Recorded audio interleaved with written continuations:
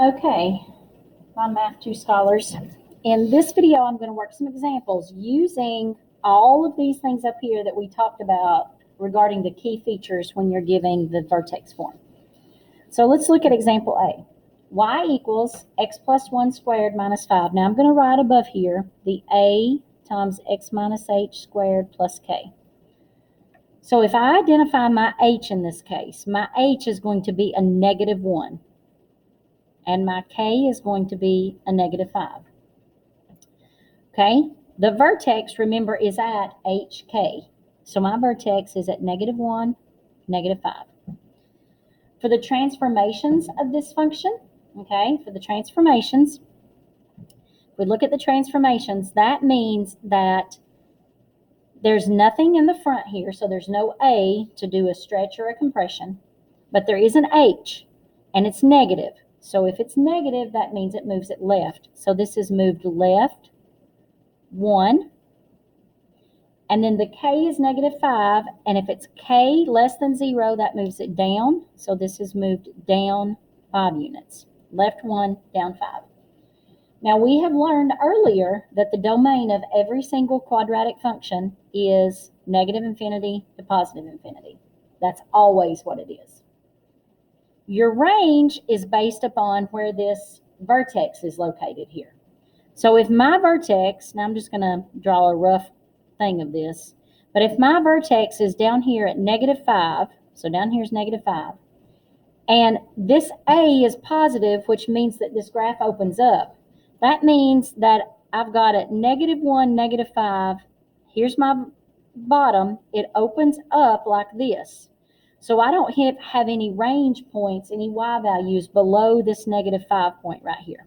So that means I'm going to have, including the negative 5, that's why we do the bracket, because it includes negative 5.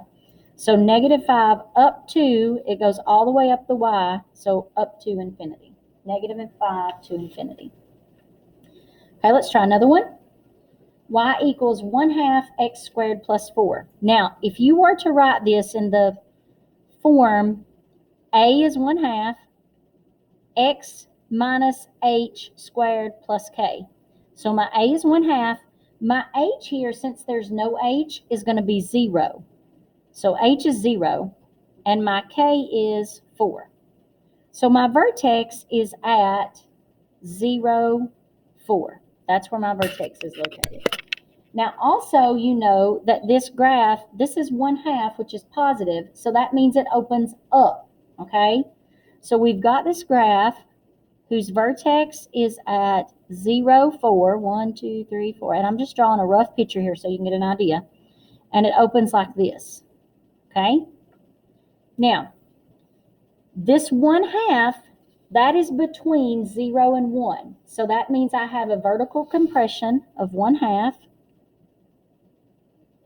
So vertical compression by 1/2. There is no h, so I don't move it left or right, but the 4 is positive. That's k, so it moves it up. So we move up 4. Okay, the domain of all quadratic functions is negative infinity to positive infinity. And the range here, remember, range is your y values. So I started here at 4 and I go up. So that means it includes 4 and it goes up to infinity. Okay, let's do one more example.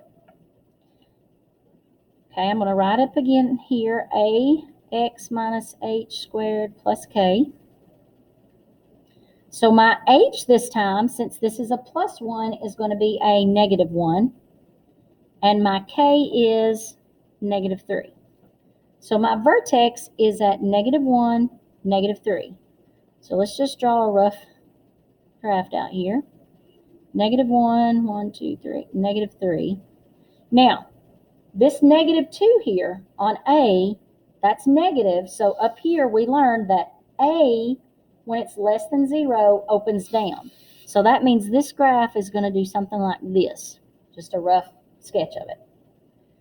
Okay, for my transformations, the A that is a negative 2, Okay, so that 2 there is going to be up here. If we look, that's a vertical stretch. So we have a vertical stretch of 2. Since it's negative, it's also reflected. So it's reflected in the x-axis. And h is -1, so that means we move it to the left 1. And then we move it -3 down. So down 3. And I could have went on out through there, but I drew my graph there. Okay, your domain of every quadratic function is -infinity to +infinity. And your range, okay, so we go down to -infinity, but we only go up to this -3 right here. So that's -infinity up to 3, and it's bracketed around the 3 because we include the 3. All right, guys, if you have questions, let me know.